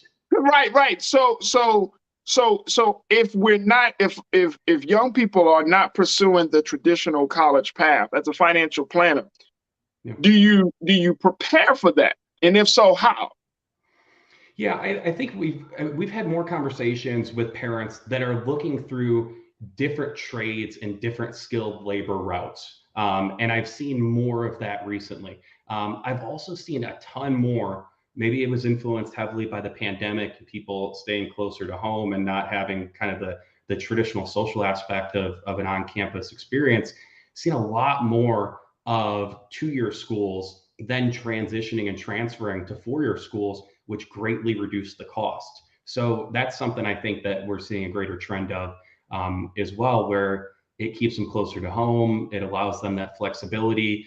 And quite frankly, it allows them a smaller commitment as they're figuring out what they want to do with the rest of their lives, rather than diving right into the tuition of a 4-year school, knowing that you can transfer if you want to. Right. Absolutely. Let's go to, let me get one more here. Let's talk about STEM or STEAM, China producers. This is what Mike V said. Mike, I would love for you to cite your source for this information. When you say China produces 1 million STEM graduates per year, zero loan debt. U.S. only produces 90,000 per year, weighted with student loan debt. You can't compete as a nation under these conditions.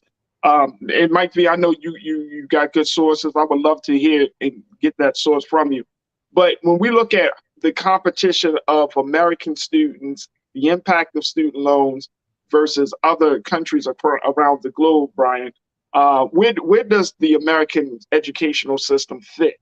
Where does the student loan situation fit?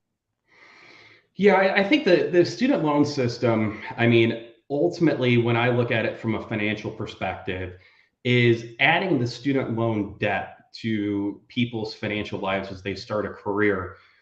Studies show over and over again, what it does is it adds to financial stress, it adds to financial anxiety, it delays other major life milestones that are typically associated with previous generations that quite frankly didn't face this, or other countries with getting married, having kids, buying a house, all those other things.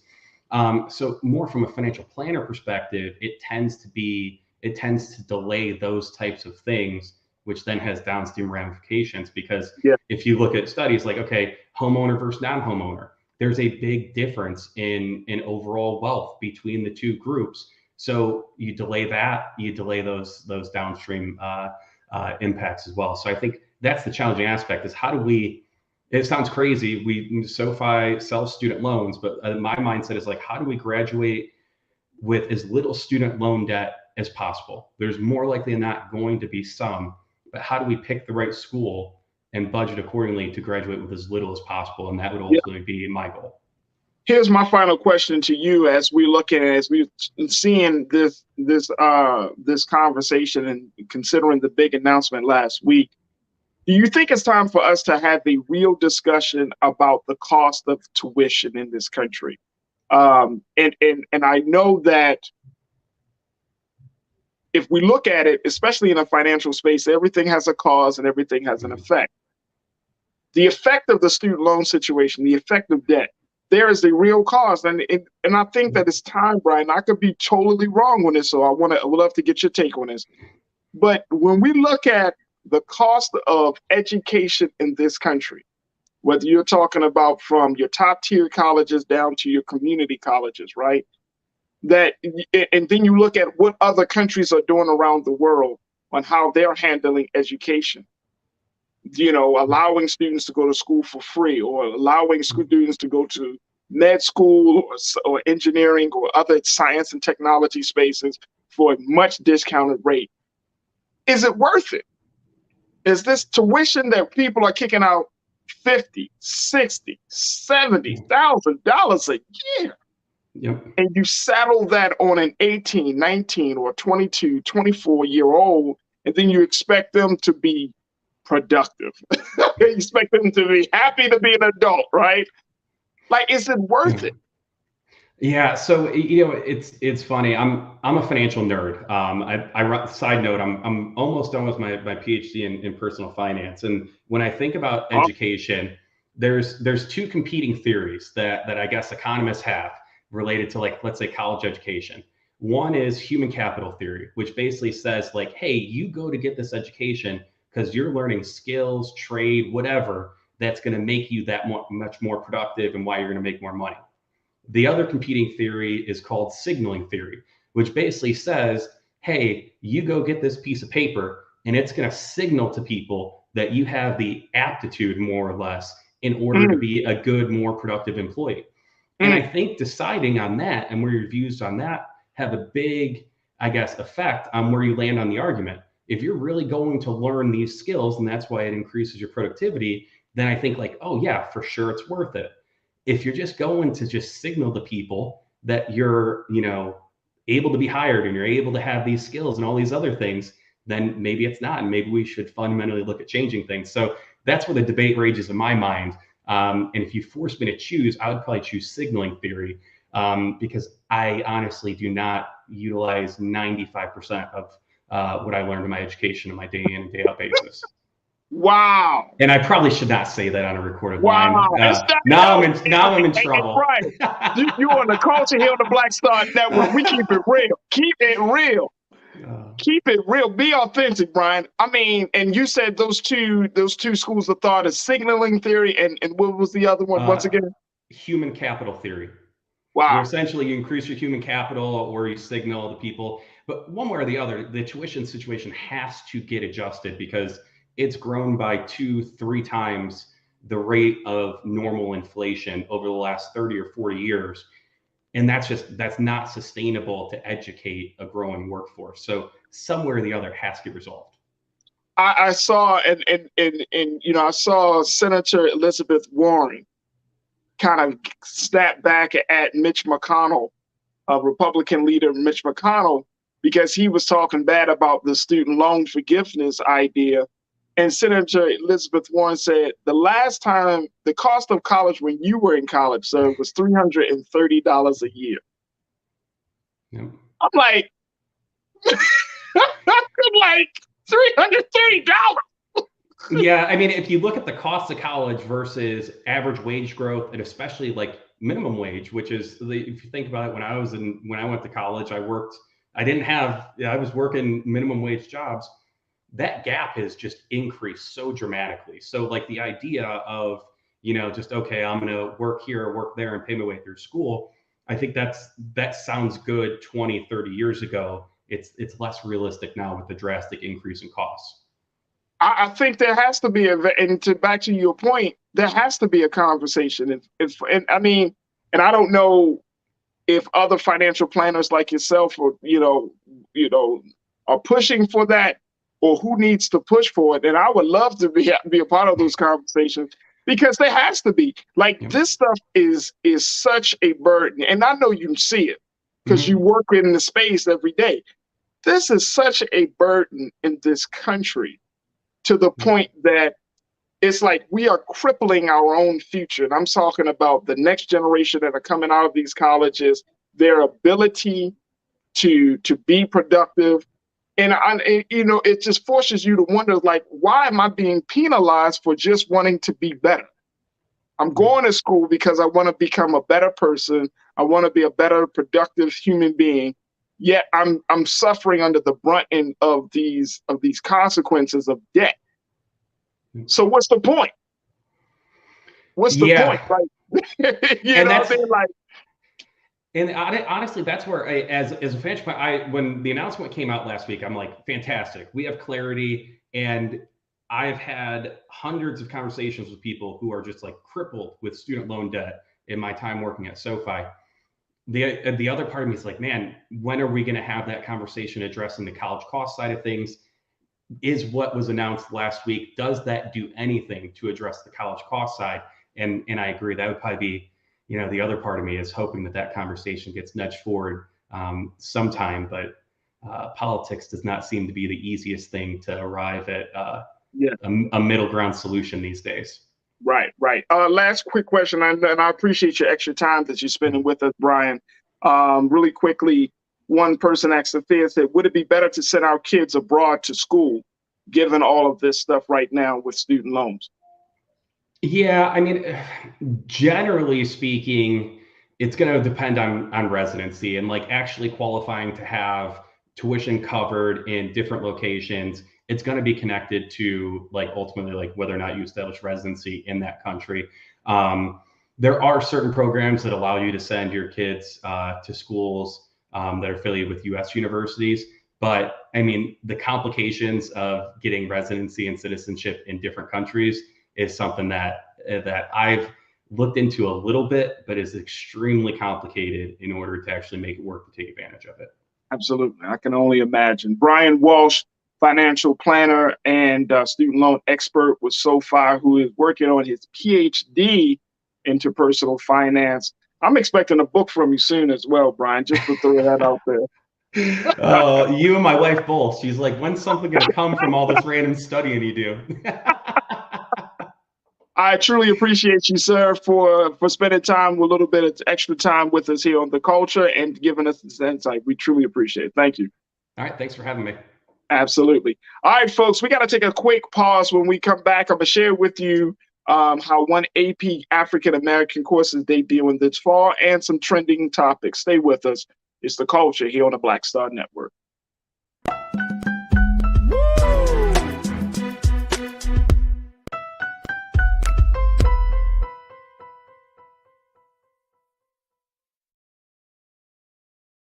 When we invest in ourselves, we all shine. Together, we are Black beyond measure. I'm Deborah Owens, America's Wealth Coach, and my new show, Get Wealthy, focuses on the things that your financial advisor and bank isn't telling you, but you absolutely need to know. So watch Get Wealthy on the Black Star Network.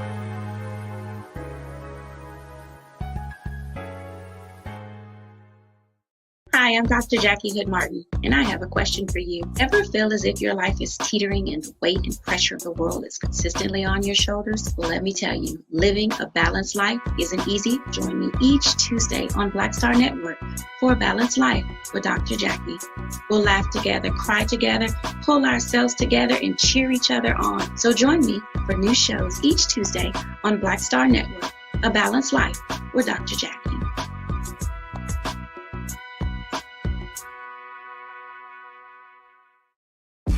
When we invest in ourselves, we're investing in what's next for all of us. Growing, creating, making moves that move us all forward. Together, we are Black beyond measure.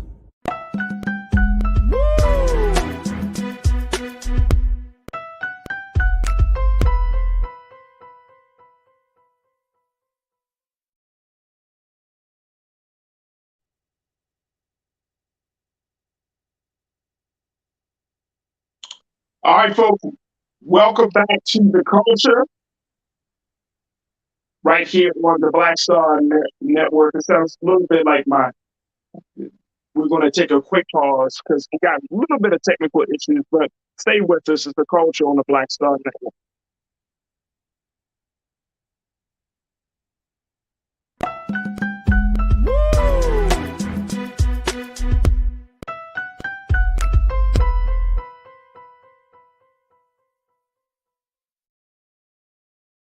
I'm Deborah Owens, America's Wealth Coach, and my new show, Get Wealthy, focuses on the things that your financial advisor and bank isn't telling you, but you absolutely need to know. So watch Get Wealthy on the Black Star Network.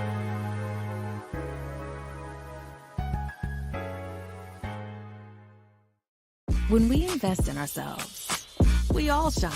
Together, we are Black beyond measure. Hi, I'm Dr. Jackie Hood Martin, and I have a question for you. Ever feel as if your life is teetering and the weight and pressure of the world is consistently on your shoulders? Well, let me tell you, living a balanced life isn't easy. Join me each Tuesday on Black Star Network for A Balanced Life with Dr. Jackie. We'll laugh together, cry together, pull ourselves together, and cheer each other on. So join me for new shows each Tuesday on Black Star Network, A Balanced Life with Dr. Jackie.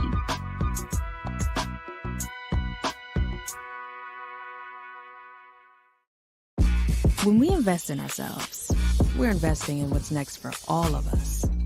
Growing, creating, making moves that move us all forward. Together, we are Black beyond measure. Pull up a chair, take your seat. The Black Tape with me, Dr. Greg Carr, here on the Black Star Network. Every week, we'll take a deeper dive into the world we're living in.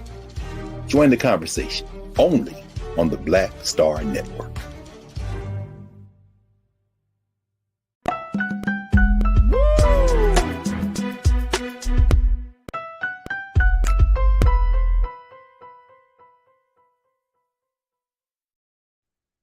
All right, folks. Welcome back to the culture here on the Black Star Network. And I wanted to just, as we close out the program, to quickly just share a couple of things about what's trending, but another thing about what many people are saying about a new college course on African American studies. And Ariel, if we could work on the sound piece of this, still getting a little feedback. But here's the situation about this African American course. This fall, take a look at this, and I want to share this with you from Time Magazine, what they're saying about this new AP African American course. Take a look, folks. This fall, 60 schools nationwide will be piloting the new AP African American Studies this year. The course will be the College Board's 40th advanced placement course and the first new AP course since 2014. Next year, students will officially be able to take the class to earn college credits at about 35 colleges from Virginia Tech to Tuskegee University. Yet, the pilot program arrives at a time when lessons on the Black American and African diaspora experience are at the center of a nationwide debate. Teachers are being accused of teaching critical race theory, which is a decades-old academic framework that, in fact, is rarely taught below the graduate level. Among scholars, CRT is a way to look at how legal systems and other institutions perpetuate racism and exclusion, but in the popular imagination of the past several years, it has become a byword for anything to do with teaching the history of racism in America. All right, so this new course is something that I think is important and is needed. If you did not know, you may have a son, your daughter, your niece, your nephew, your grandson, your granddaughter, who may be taking this course in their school as it debuts this fall. But this is interesting, folks, because in the course of this, talking about history, there are also going to be some infused elements of popular culture, and going as far as to see as having a discussion about Marvel's Black Panther. So this is going to be very, very interesting. Now, one of our foremost scholars on race and history in this country is Dr. Henry Louis Gates Jr. He said that this course, take a look at what he had to say. He said, nothing is more dramatic than having the College Board launch an AP course in a field that signifies ultimate acceptance and ultimate academic legitimacy. He helped to develop the AP African American Studies curriculum. He said AP African American Studies is not CRT. It's not the 1619 project. It is a mainstream, rigorously vetted academic approach to a vibrant field of study, one half a century old in the American Academy, and much older, of course, in historically Black colleges and universities. So Dr. Gates has talked about the importance of this. He's been on the ground, making sure that this course of study is something that really reflects where we are today. And so I think just from the cultural side of things, we're going to see some new conversations, some more updated, modern, and contemporary conversations about our history and the contributions that we make, and more importantly, how we are making America better. And it's a good thing that colleges across this country are starting to embrace this, and we should be seeing more colleges like this. So I just wanted to bring this to your attention, that this new course of study is going to be happening, and that you should expect some great things for it. All right, folks, we got to take a quick pause. When we come back, train posts and doing the most, stay with us. It's the culture on the Black Star Network.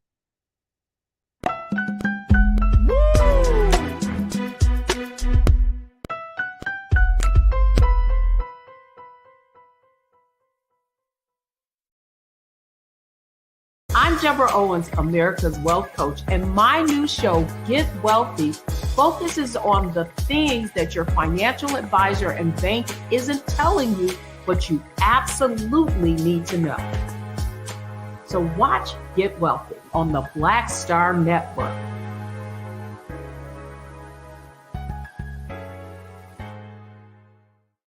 When we invest in ourselves, we all shine. Together, we are Black beyond measure. Hi, I'm Dr. Jackie Hood Martin, and I have a question for you. Ever feel as if your life is teetering and the weight and pressure of the world is consistently on your shoulders? Well, let me tell you, living a balanced life isn't easy. Join me each Tuesday on Black Star Network for a Balanced Life with Dr. Jackie. We'll laugh together, cry together, pull ourselves together, and cheer each other on. So join me for new shows each Tuesday on Black Star Network, A Balanced Life with Dr. Jackie.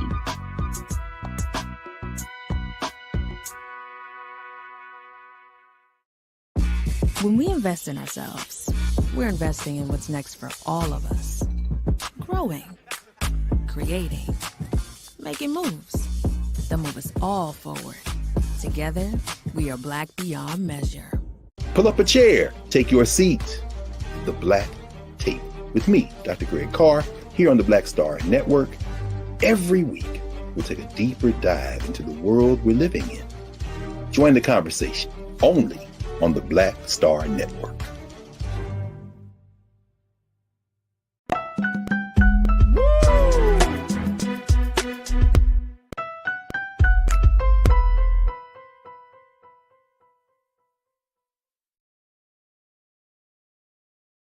All right, folks. As we close out today's show, let me pick up with you a little bit of some of the big trending topics right now. One is, you might be seeing something different on Twitter. If you are active on that social media platform, well, don't be surprised to see a brand new feature, a feature that has been long overdue, the edit button. Yep, folks, farewell to typos. Twitter has unveiled an edit button. It only took him 10 years. Yeah. So if you don't tweet, I like to tweet. I'm starting to get back into it more and more. But one of the things that it's like a pet peeve is that I see tweets that are misspelled. Now, some of it could just be because some people just don't know how to spell certain words, but other could be just simply, sometimes you type in so fast that you don't take the time to just, you just type and tweet. So I'm very excited about this small feature that's going to make a big difference of editing the messages on Twitter. So Twitter has officially said that, and Twitter was unveiled in 2006, folks. So it's been, 16 years. 16 years where other social media platforms decided to have the edit button or have an edit feature like Instagram and Facebook. Twitter is one of the last big three. And it makes the edit button the biggest shift at the social media service since 2017, when Twitter increased the character limit for messages to 280 characters from 140. Now, Twitter's commitment to First Draft made it a destination for online brawls and hot takes, but people have often regretted their choice of words or noticed a misspelling just after posting a tweet. And so This is going to be interesting. Now, Elon Musk, remember Elon Musk, y'all? Elon Musk, who was initially trying to buy the social media platform for $44 billion. That's not going to happen. He has favored an edit button. However, at that time, Twitter didn't budge, and the company argued that there was something noble. Take a listen. I'm not making this up. Something noble in leaving mistakes on display. According to Twitter, a nefarious user could change his tweet after it had already been shared widely, swapping a benign message for a misleading one. So they recently have been reconsidering an edit button as it tried to expand its service by attracting people who might be more careful with their words. And so, according to their statement, Twitter says that they're hoping that with the availability of edit tweeting will feel more approachable and less stressful. You should be able to participate in the conversation in a way that makes sense to you. Well, let me tell you what doesn't make sense, Twitter. You taking so damn long to add the feature. The edit button will be granted to Twitter employees first for internal testing and then to users of its subscription service, Twitter Blue. The company eventually, though it did not specify when, plans to give all users the options to alter their tweets. So it might still be some time before we get to fix our misspellings. And I get it. There might be something noble about this, showing people's vulnerability, showing people aren't perfect, because social media has been this space where now is not just being authentic. You got to be perfect. You got to look a certain way and all of those things, especially on Instagram. But have you ever tried to read a message where people misspell words? Have you ever tried to read a message where people speak, they write the way they speak, which is not grammatically correct? Yeah, it's frustrating. If I can't read, or if I can't understand, or if I can't be past your words and how you spell it, and I can't go into all of the stuff like, oh, they meant to say, and what was the word again? Just add an edit button and let us express ourselves the way we need to express ourselves. Now, that removes the excuse that Twitter doesn't have an edit button at this point. And I do this when I text sometimes. Instead of saying YOU, I use the letter U. But when I text on Twitter or on social media, I try to be grammatically correct. I really do. So social media should encourage people to be grammatically correct. All right. So if you're on Twitter, just keep your eyes open, because edit is coming. All right. The other thing that so many of you have been saying all throughout today is the simple fact that Serena Williams is on fire right now for the U.S. Open, which has been going to be her last major competition before she steps down from the sport. And right now, she has moved on to the third round of the U.S. Open. Wow. Now, we shared with you yesterday her sister, Venus, did not make it through the first round, but Venus is always there to support Serena. And so we're seeing now Serena advancing to the third round after her upset yesterday. And many of you are already saying y'all are taking a look and watching what happens with the great Serena Williams. So we will see how things go over these next couple of days and her placement with the U.S. Open. But let me just tell you, there's no sweeter way of ending your career than with a major, major win. So I hope that our sister Serena is able. She's already solidified her place in tennis history and sports history, but it's just be a nice cherry on top to take it all for the U.S. Open. So big shout out to Serena Williams. Big shout out to all of the great things that she's been able to accomplish and to all the people that she has inspired. And most importantly, big shout out to this Williams sister and to the Williams family for showing us that we all could be great, regardless of who we are and where we come from. All right, folks, that's going to do it for today's show. Make sure y'all tune in tomorrow. We're going to have a number of great conversations lined up for you, so y'all know that y'all need to check us out. Make sure you continue to support us here at Black Star Network financially. Share the content. Let people know about the great things that we're doing. Go to our website at blackstarnetwork.com, blackstarnetwork.com, and make sure you let folks know. Roland Martin, Farajii Muhammad, Dr. Jackie Martin. You're letting know that, that all of our wonderful hosts here on Black Star Network, we're doing the damn thing. But guess what? This is a people-powered movement, and we need your support.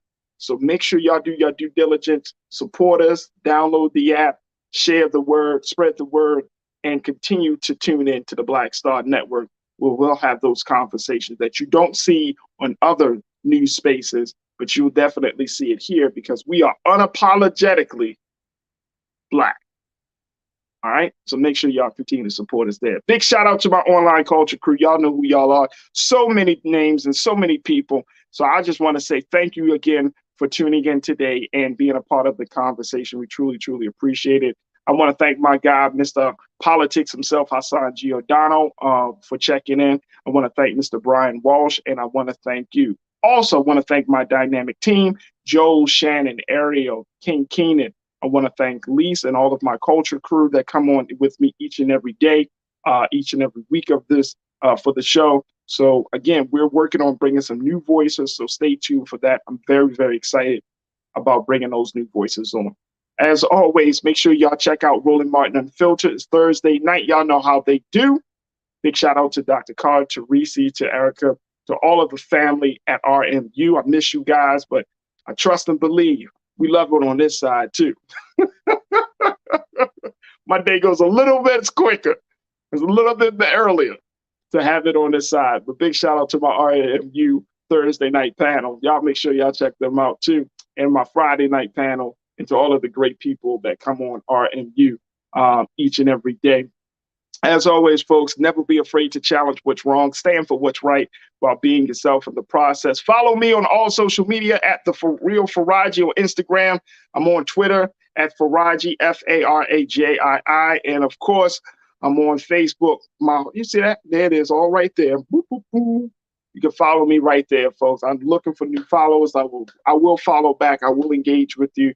But again, we want to continue to have these conversations. I appreciate y'all. I thank y'all. God willing, we'll talk tomorrow for another exciting edition of The Culture right here on the Black Star Network. Peace.